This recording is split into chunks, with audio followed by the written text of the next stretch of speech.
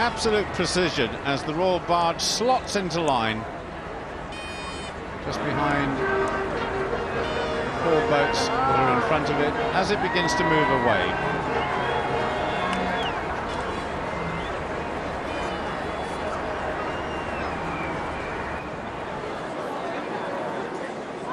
I suppose this is one of the occasions where you really have to be there to just soak up the atmosphere and understand what it means to all the spectators. The atmosphere on the banks and on the bridges, absolutely electric. Wonderful stuff.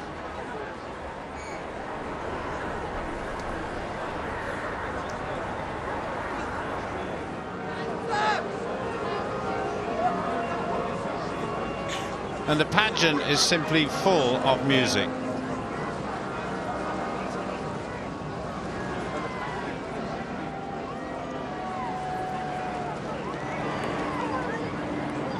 On board the Valula there, just one of the bands of Her Majesty's Royal Marines. There's a couple of bands on the river today. We heard them giving the Queen a fanfare a little while ago too. And right at the back end of the parade, we'll be finishing off with some very special music delivered by the London Philharmonic Orchestra. So 30 musicians from the band of the Royal Marines there, led by Principal Director of Music, Lieutenant Colonel Grace.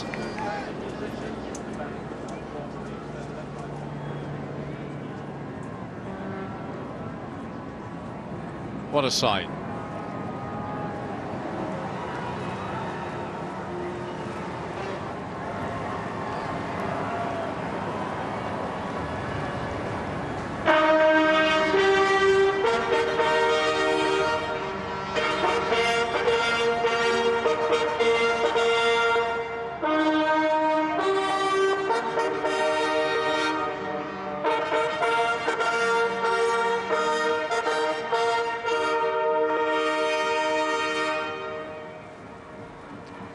Once again, the Royal Marines trumpeters.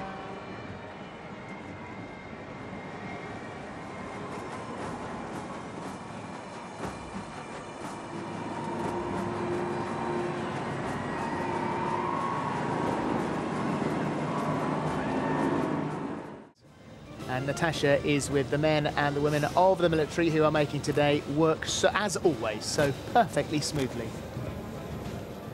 Indeed, so they're leaving every 10 seconds, every 10 minutes, literally to the second, I have to say, because the man next to me, he's apparently one of the scariest men in the British Army. I don't want to get your name wrong. Garrison Sergeant Major William Mott, you've been checking your watch just to check that everything is going exactly to plan. That's why you just said 10 seconds instead of 10 minutes. I know, you're intimidating me. You're scary. You are apparently the most scary man in the British Army. Is that right? I don't know whether that's true, but I just know what I'm doing, so that's probably what intimidates people that don't know what they're doing.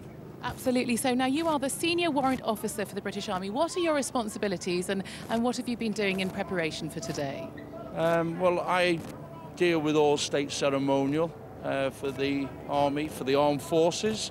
So anything that happens with regards to the head of state, or Her Majesty, I'll get a link into it, wherever that may be.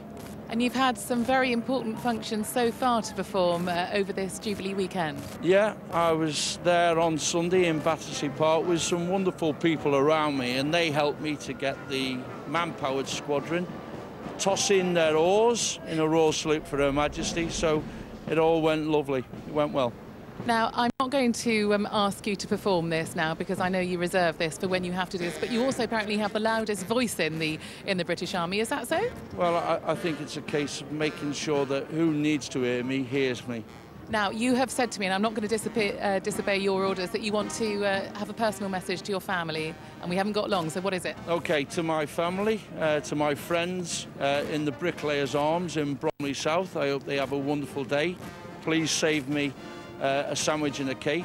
And Natasha, if you'd ever like to go with me there for a drink, I'd be more than happy to escort you. What a hot date. I'd have to seriously dress up for the occasion, wouldn't I? Definitely, yeah. Well, best of luck for the rest of the day. Thank you very much indeed. And can I be the only person to issue you with an order? You better get on with your day. OK, thank you very much. I'm going to get to it now.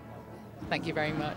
There are 6 bands performing for us today, and they're making their way now towards the Parliament Square.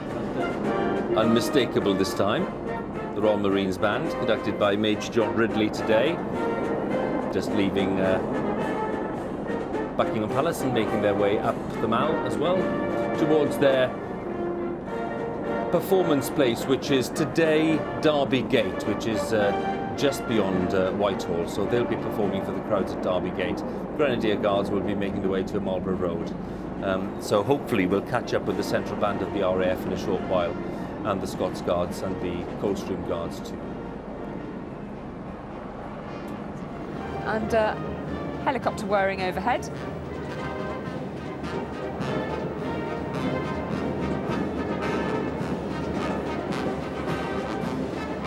And just to remind you what's going on away from this camera position, lots happening. We know that the Queen is at Mansion House with the Lord Mayor at a special reception following that service of Thanksgiving, and the other senior members of the royal family are at Guildhall at the invitation of the City of London Corporation, and the Queen in a few moments' time will depart Mansion House for the next stage of her day to head to Westminster Hall for that lunch. David Starkey is still with us.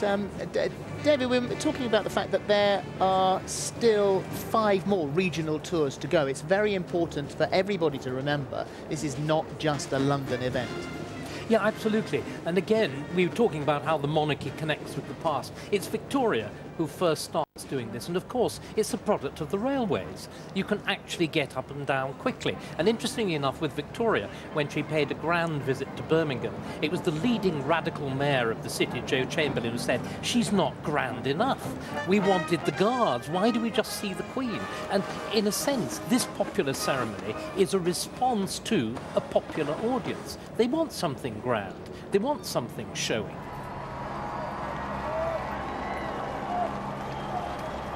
The little 2 horses there pulling the Queen's Landau are called Storm and Cloud. I hope that isn't an omen. And we can see a few raindrops there, but the Queen unperturbed. There was a backup option here to put her in the Australian state coach, the only one with central heating and also electric windows, in fact, but she's clearly said no thanks to that. It may rain a bit, but people need to see me.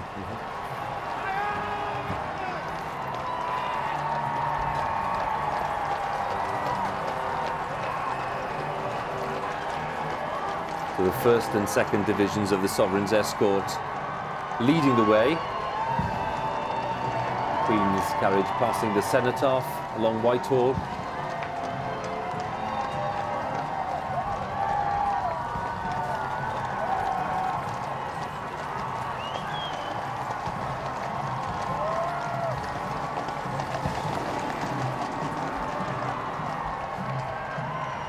And Natasha Kaplinski's been following the action at Wellington Barracks, and we can cross to Natasha now. Natasha.